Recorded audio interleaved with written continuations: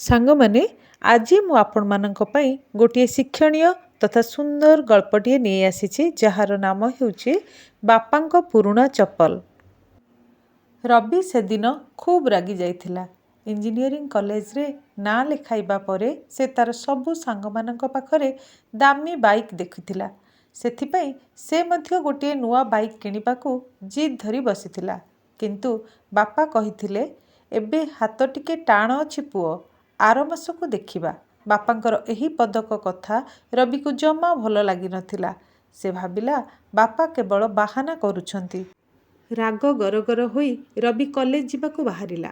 ବାହାରକୁ ଆସିବା ବେଳେ ଭୁଲବଶତଃ ସେ ନିଜ ଜୋତା ବଦଳରେ ବାପା ବାହାରେ ରଖିଥିବା ପୁରୁଣା ଚପଲ ହଳକ ପିନ୍ଧି ଚାଲିଥିଲା। ରାସ୍ତାରେ କିଛି ବାଟ ଗଲା ପରେ ତା'ର ପାଦରେ କେମିତି ଗୋଟେ କଷ୍ଟ ଅନୁଭବ ହେଲା।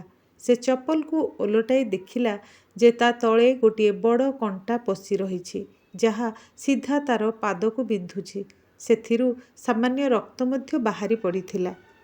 ସେଇଠି ରାସ୍ତା କଡ଼ରେ ବସି ରବି ଚପଲକୁ ଭଲ ଭାବେ ନିରୀକ୍ଷଣ କଲା। ସେ ଦେଖିଲା ଯେ ଚପଲର ତଳ ପାଖଟି ସମ୍ପୂର୍ଣ୍ଣ ଭାବେ ଚିରି ଯାଇଛି। ସେ ହଠାତ୍ ଅତୀତକୁ ମନେ ପକାଇଲା। ଗତ କେଇ ମାସ ହେବ ବାପା ଏହି ଗୋଟିଏ ଚପଲ ପିନ୍ଧି ବଜାର ଓ ଅଫିସ୍ ସବୁଆଡ଼େ ଯାଉଛନ୍ତି। ଘରକୁ ଫେରିବା ପରେ ରବି ଚୁପଚାପ ବାପାଙ୍କ ରୁମ୍କୁ ଗଲା। ସେଠାରେ ବାପାଙ୍କର ପୁରୁଣା ଡାଏରୀ ଓ କିଛି କାଗଜପତ୍ର ପଡ଼ିଥିଲା। ସେଥିରୁ ପ୍ରଥମ କାଗଜଟି ଥିଲା ରବିର କଲେଜ ଫିସ୍ ଏବଂ ଲାପଟପ୍ ପାଇଁ ନିଆଯାଇଥିବା ଋଣର ତାଲିକା, ଯେଉଁଥିରେ ବାପାଙ୍କୁ ପ୍ରତି ମାସରେ ମୋଟା ଅଙ୍କର ଟଙ୍କା ଶୁଝିବାକୁ ପଡ଼ୁଥିଲା।